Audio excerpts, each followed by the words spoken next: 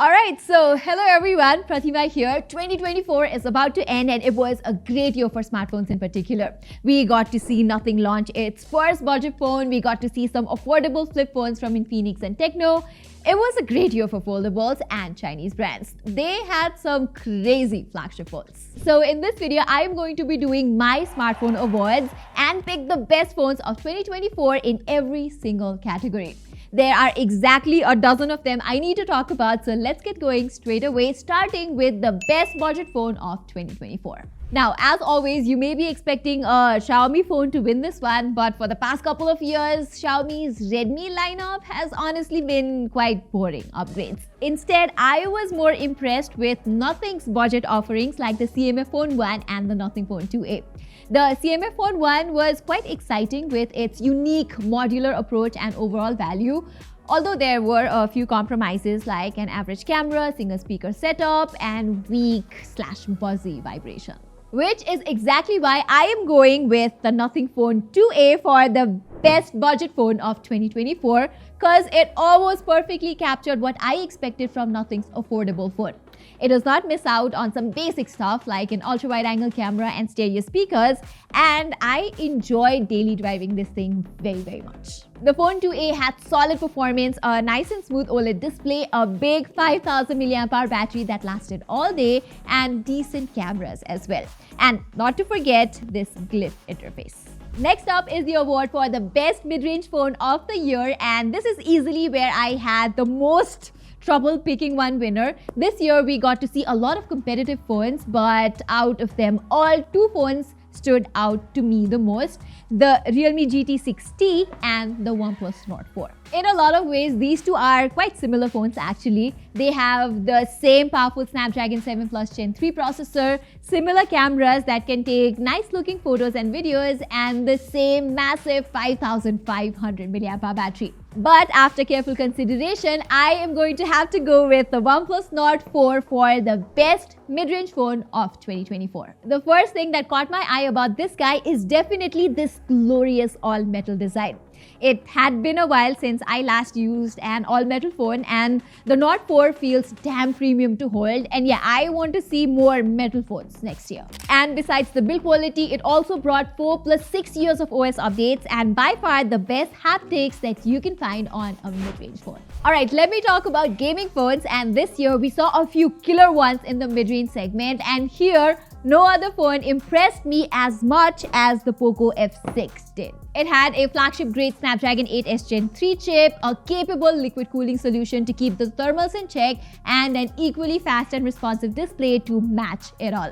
So whether I wanted to play PUBG at 120 FPS or something more graphically intensive like Genshin Impact at 60 FPS, the Poco F6 is an absolute beast in gaming. Now, for those who want the absolute best gaming performance, the Asus ROG Phone 9 is the most obvious pick thanks to its chart-topping performance from the Snapdragon 8 Elite processor, built-in trigger buttons, a crazy fast 185Hz display, and arguably the best passive cooling solution you could find on any smartphone. But I also want to give a quick shout out to the iPhone 16 Pro Max in this category, simply because most games are just better optimized on iOS. Maybe not in a way that makes a night and day difference, but most of my friends who are professional PUBG players continue to carry the latest iPhone, so I'm convinced. Okay, so let's talk about some flip phones now, and we actually saw a lot of them this year, including some affordable ones from Infinix and Tecno. But this year too, Samsung's Galaxy Z Flip 6 won my heart. I really wish Samsung had gone with a larger cover display this time alongside a dedicated telephoto lens. But still, overall, the Galaxy Z Flip 6 gets my vote for the best flip phone of 2024. Here, we only got to see a couple of upgrades, but still it truly adds to a fabulous flip phone experience. Like how its crease looks and feels ridiculously less noticeable now. I'm a big fan of Samsung software as well, especially for its foldables, and that 7 years of update assurance is simply amazing. Its new 50 megapixel main camera was a surprisingly useful upgrade too, but my favorite thing about this guy is easily the improved battery life. I never thought a flip phone could last me all day, but here we are. But when it comes to the best book-style foldable phone of 2024, the Z Fold 6 from Samsung was rather a boring upgrade. OnePlus also did not launch the new iteration of the OnePlus Open, which was my favorite foldable from last year. So the best foldable of 2024 has to be this guy, the Honor Magic V3. This honestly is the peak foldable design if you ask me. It is as light as a normal phone and as slim as a normal phone. So it also feels like a normal phone when I have it in my hands or in my pocket. I also love how Honor figured out a way to not compromise on any other important aspects as well. For instance, the Magic V3 has a 5150 mAh battery, which is massive for a foldable phone, especially with its slim and lightweight design. You also get a great set of cameras with an impressive 3.5x periscope zoom lens, which can click some amazing portraits. Okay, so it's time to talk about the best camera phones, and here I have decided to split it into two sections: the best phone for photos and best phone for videos. And as far as videos is concerned, the iPhone 16 Pro Max runs away with the award so damn easily. Apple's Pro iPhones have always been my go-to phone for videos as far as I can remember, and the 16 Pro Max is another easy winner this year too. I can shoot steady videos with excellent details, dynamic range, exposure control, and everything from all of its 4 cameras. It can also record great cinematic videos, and there's a 4K 120 FPS recording option now that works flawlessly if I want to edit in post. Plus, its updated microphones and that audio mix feature was an absolutely brilliant addition too. But when it comes to the best camera phone for photos, I have to give it to the recently launched Vivo X200 Pro. Last year's Vivo X100 Pro was already one of my favorite camera phones, and Vivo has managed to take things a step further this time.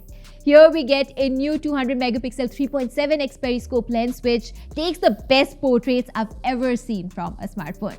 And since it has a higher 200 megapixel lens, unlike the 12 megapixel or 48 megapixel we get on Samsung or iPhones, you can also take 135mm aka 5x portraits without losing details. And if you go with the default 3.7x or 85mm option, you also don't have to go too far away to shoot nice portraits. The Zeiss color processing is also top notch. Just look at the bokeh as well as the edge detection, it's superb.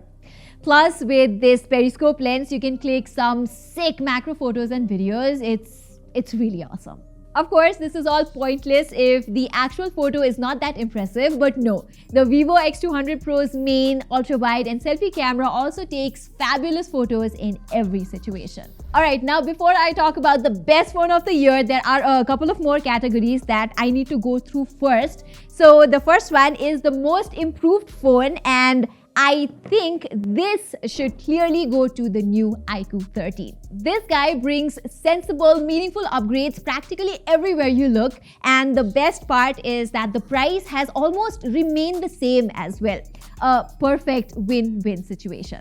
Here, the iQOO 13 finally has a proper IP68 and IP69 rating that you would expect from a flagship phone. Its display is sharper and brighter than before, and it now has a gigantic 6000 mAh battery. It also gets Qualcomm's latest Snapdragon 8 Elite chip as expected, whereas we also get a longer 4 plus 5 years of updates to look forward to now. I just wish iQOO did not downgrade from a 3x periscope camera to a 50 megapixel 2x telephoto lens, but overall the iQOO 13 deserves this award without any second thought. Okay, so if the iQOO 13 had the best year-on-year improvement, which one had the worst year-on-year improvement then?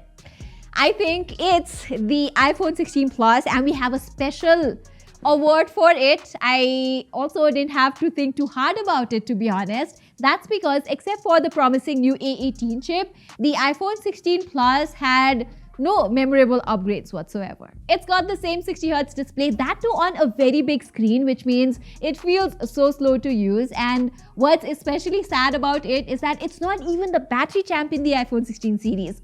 That's the one thing Apple's Plus iPhones have always been good at. So yeah, the flop of the year award definitely goes to the iPhone 16 Plus. Moving on, I love how smartphone brands launched quite a few solid compact phones in 2024. It sucks that Asus did not launch their new Zenfone this year, but there were still quite a few incredible mini phones like the Xiaomi 14, the Galaxy S24, and even the Pixel 9 Pro, Google's first flagship phone on a compact body. But if I have to choose one, it has to be the new Xiaomi 15, which I started using just a couple of days ago. The Xiaomi 14 was a lovely mini phone, but this new guy is the better compact phone in almost every single way. It has an almost 20% bigger battery with excellent endurance while maintaining the same thin and light design, which is just fantastic. Xiaomi says it has updated the heat dissipation system this time, and in my gaming test, I found it to be running really cool enough. Then there are other subtle improvements like an ultrasonic fingerprint sensor instead of optical, Xiaomi's own display protection glass, and it also does not have that lens fogging issue like with the Xiaomi 14 either. Okay, so last for the best overall phone of 2024 award. This year, I have to admit, Chinese flagship phones had the most improvements. We got to see the Xiaomi 14 Ultra, which had this new floating 3.2x lens, which clicked some crazy macro shots, and a variable aperture with which you could adjust the aperture continuously throughout the whole range from f1.63 up to f4.0. We also had the Vivo X200 Pro, Oppo's brand new X8 Pro with two periscope lenses, and the Honor Magic 6 Pro was also an interesting phone as well. But if I have to choose the best of the best, it has to be the Samsung Galaxy S24 Ultra. The thing about the S24 Ultra is that although it isn't necessarily the best at any one thing in particular, it's great at literally everything. The S24 Ultra kept impressing me with just how balanced and well-rounded it is. It has a bold and durable design, a top-notch display which was made even better with Samsung's new anti-glare coating. The S24 Ultra's battery life is equally amazing, and I don't even think I need to talk about just how good or just how reliable its performance is, right? Not just because of One UI or that 7 years of update promise, but if you care about all the AI stuff, this thing offers the most refined AI experience too. The S24 Ultra also has mighty capable cameras for both photos and videos, and even though it's nearly a year old at this point, the S24 Ultra holds its ground against other flagship phones perfectly. Alright everyone, so that was all for my inaugural smartphone awards. I tried a little something different this time and I hope you enjoyed it. Also, do you agree with my picks or would you have chosen some other phones instead? Please let me know in the comments below. Till then, I'm Pratima and I will see you in my next video.